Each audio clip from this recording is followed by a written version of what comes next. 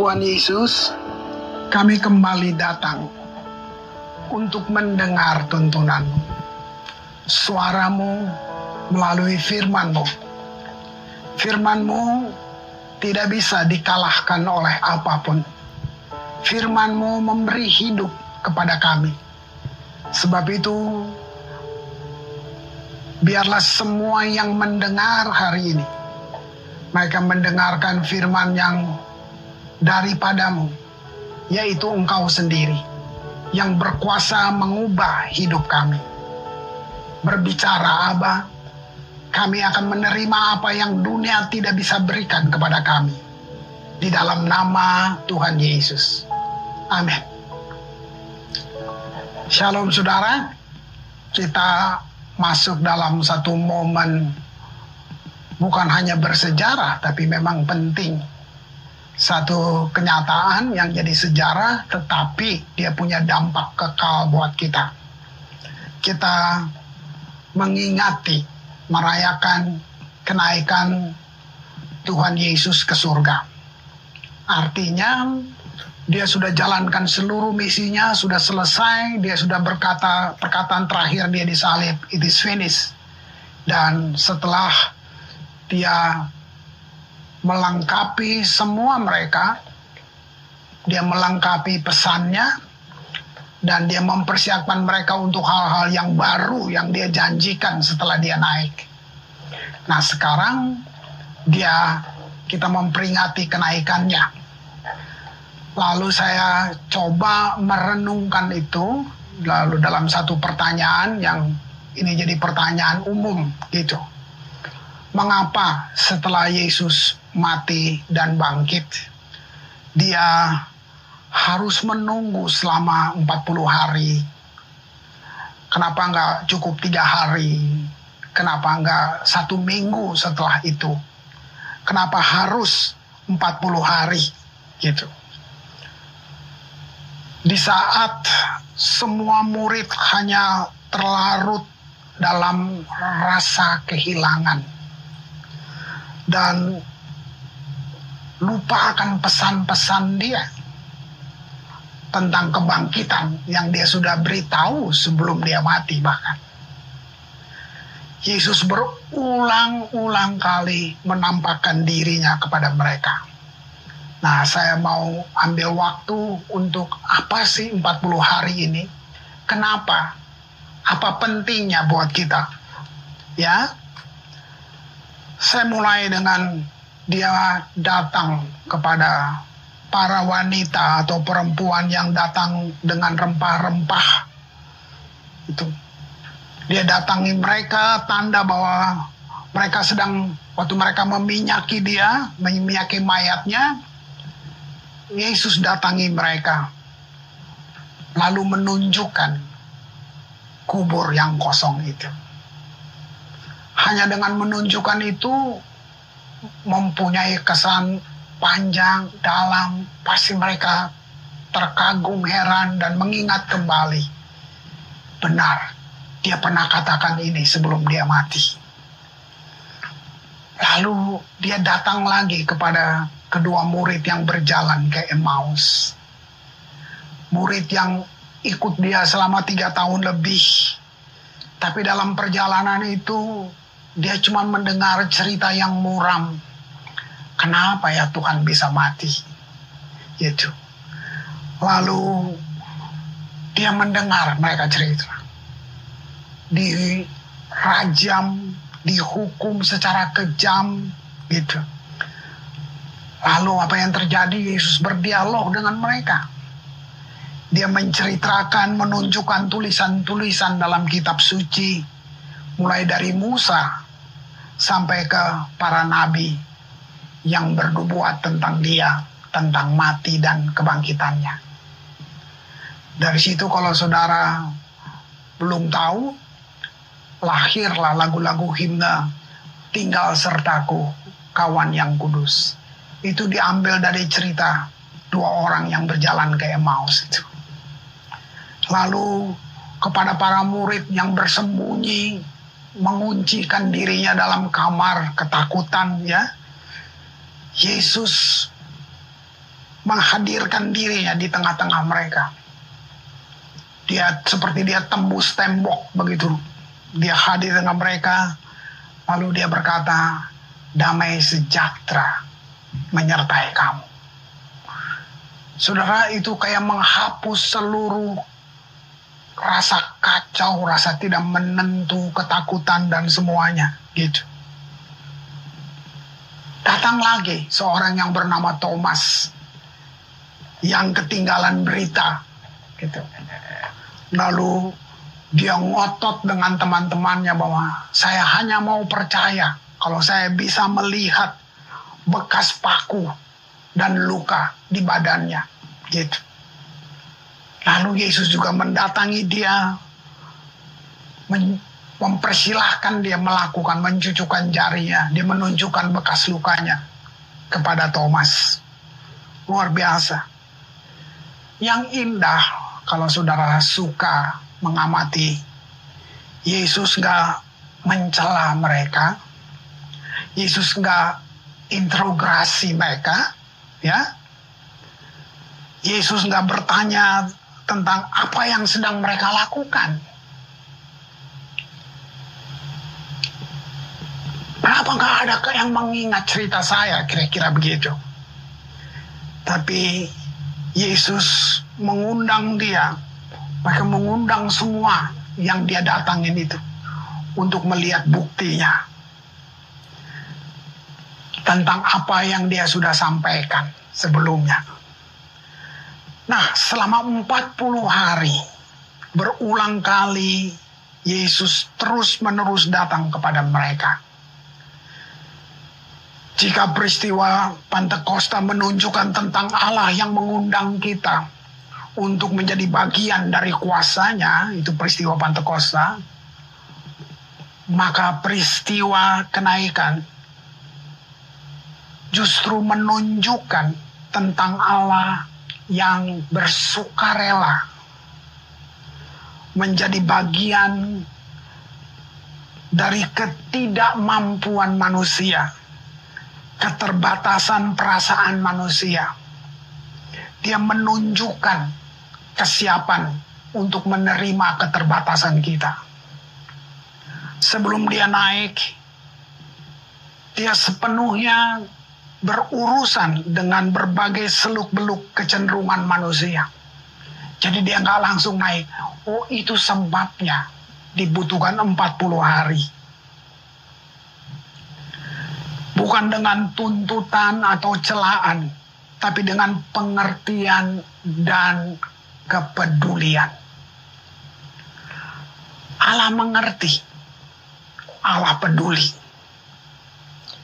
Markus 16 ayat yang ke-17, sebelum dia naik, di situ murid-murid yang mungkin penuh dengan pertanyaan, perasaan yang kacau, mereka sedang duduk. Kemudian dia datang. Dia sampaikan pesan ini. Saya bacakan ayat 17 sampai 20. Dia bilang, tanda-tanda ini akan menyertai orang-orang yang percaya. Jadi saudara lihat, ini bukan janji hanya untuk para pendeta atau yang hamba Tuhan. Tapi ini janji bagi semua orang percaya. Tanda-tanda ini dikatakan menyertai orang-orang yang percaya. Mereka akan mengusir setan-setan demi namaku. Mereka akan berbicara dalam bahasa-bahasa yang baru bagi mereka. Mereka akan memegang ular, dan sekalipun mereka minum racun maut, mereka tidak akan mendapat celaka. Mereka akan meletakkan tangannya atas orang-orang sakit, dan orang itu akan sembuh. Sesudah Tuhan Yesus berbicara demikian kepada mereka, terangkatlah ia ke sorga, lalu duduk di sebelah kanan Allah. Mereka pun pergilah memberitakan Injil ke segala penjuru, dan Tuhan turut bekerja dan meneguhkan firman itu dengan tanda-tanda yang menyertainya. Ini perkataan dia terakhir sebelum dia terangkat. Dia lepaskan satu pernyataan yang penuh otoritas, penuh kuasa untuk semua yang percaya. tanda-tanda ini akan menyertai kamu. Ada beberapa hal di sini yang saya mau bagikan buat saudara. Yang pertama, dengan peristiwa ini, dengan apa yang Yesus sudah buat. Pertama, kita sekarang yang percaya kepada Dia, kita perlu terus-menerus mengingatkan diri kita bahwa Tuhan sanggup.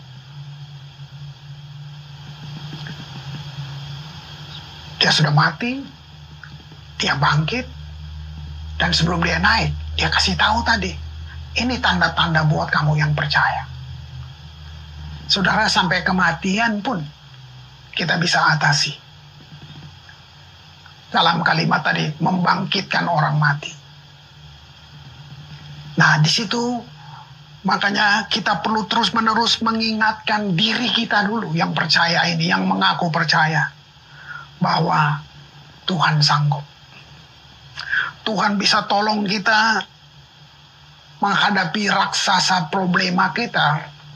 Bisa spontan, bisa seketika. Tapi nggak cuma itu.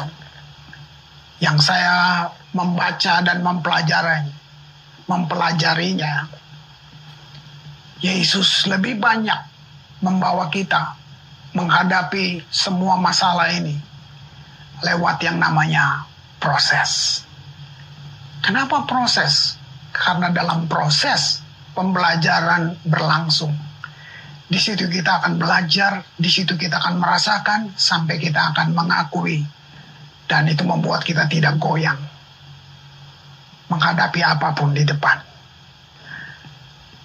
Kehendak Tuhan tidak selalu mulus. Itu membuat kita juga tidak tertipu dengan keadaan. Gitu. Bahkan yang mulus juga belum tentu kehendak Tuhan. Jadi kalau saudara merasa jalannya mulus, jangan selalu bilang, nah, kehendak Tuhan tidak selalu mulus. Tapi Tuhan, yang saya bilang tadi, Dia tidak pernah gagal. Kisah Rasul 16 ayat yang ke-6. Mereka melintasi tanah Firgia dan tanah Galatia karena Roh Kudus mencegah mereka untuk memberitakan Injil di Asia. Kalau kita pikir, apa salahnya kita mau pergi beritakan Injil? Tapi lihat, Roh Kudus bisa mencegah. Ada satu hal, ada alasan yang kita tidak tahu, yang Roh Kudus tahu. Kadang-kadang saudara bertanya, saya sudah berdoa, kenapa jawabannya lain? Nah, saya mau kasih tahu, ada saudara nggak tahu yang Roh Kudus tahu. Makanya tadi saya bilang, tidak selalu mulus. Tidak selalu mulus. Ya. Luar biasa. Ayat yang ke-7. Setibanya di Misa, mereka mencoba masuk ke daerah Bitinia. Nah, mereka coba lagi ke wilayah yang lain. Lihat jawabannya, tetapi Roh Yesus tidak mengizinkan mereka. Nah, ini yang saya maksud tadi. Kadang-kadang saudara sedang jalani satu usaha, satu upaya apapun. Saya mau bilang, saudara berdoa. Tapi itu dia, jawaban Tuhan tidak selalu mulus. Sebab yang mulus belum tentu dari Tuhan. Kira-kira itu yang bisa menuntun kita. Yesaya 46 ayat 4. Ini meneguhkan apa yang saya bilang tadi. Tuhan sanggup. Ini janji Dia. Bahkan ini satu pernyataan sebelum Yesus ada. Nabi besar Yesaya ini sudah menubuatkan ini. Dikatakan ayat 4, sampai masa tuamu, aku tetap Dia. Ini tentang Tuhan. Sampai masa tuamu, aku tetap Dia. Dan sampai masa putih rambutmu, aku menggendong kamu. Aku telah melakukannya dan mau menanggung kamu terus. Aku mau memikul kamu dan menyelamatkanmu. Lihat itu. Itu janji Dia. Itu pribadinya. Itu sikap Dia terhadap kita. Hal yang kedua yang saya mau bagi buat saudara. Dikatakan, mari kita selalu menaruh Tuhan di hadapan kita. sebelum yang lain-lain. Tuhan di hadapan kita. Artinya menaruh fokus kita kepada Dia. Lebih besar daripada raksasa persoalanmu. Mungkin kalau kita lihat ke persoalan, kita lihat persoalannya besar. Tapi kalau kita melihat kepada Yesus, kita akan melihat Yesus yang lebih besar. Satu mazmur dari orang yang mengalami persoalan, bukan hanya saudara. Mazmurnya berbunyi begini. Mazmur 16 ayat yang ke-8. Aku senantiasa memandang kepada Tuhan. Jadi bukan sesekali. Senantiasa memandang kepada Tuhan. Karena Ia berdiri di sebelah kananku. Aku tidak goyah. Saya kagum dengan satu pernyataan ini. Ini hasil dari satu pengalaman jumpa, hasil dari hubungan dan wahyu yang diterima, melahirkan pernyataan seperti ini. Saudara, apa artinya di sebelah kanan? Bagaimana si pemazmur bisa bilang itu? Sebelah kanan dalam budaya perjanjian lama artinya posisi yang dihargai. Itu sebelah kanan. Yang dihormati. Kalau saudara dipersilakan duduk di sebelah kanan seorang raja, seorang pemimpin, berarti saudara ditaruh di posisi yang dihormati, yang dihargai. Bahkan itu dibilang posisi keintiman. Nah, ini Tuhan yang menempatkan saudara di sebelah kanannya. Nah, dalam perjanjian baru, di sebelah kanan artinya sama dengan Yesus. Karena Yesus duduk di sebelah kanan Bapa di sorga. Waktu Dia naik. Lihat itu, sama. Kita ada di dalam Dia sebagai orang percaya. Galatia 2 ayat yang ke-20. Kita disalibkan bersama dengan Kristus. Dan bukan lagi kita yang hidup, melainkan Kristus yang hidup di dalam kita. Jadi tadi saya pakai kata ini terus menerus menaruh. Ini artinya selalu melihat bahwa kamu di dalam Kristus. Kita penuh kekurangan, kita penuh banyak hal yang seakan-akan ini nggak memenuhi syarat ini.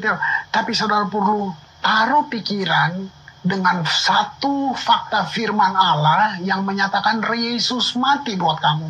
Dia sudah menanggung kamu. Dan apa hasil dari kematiannya?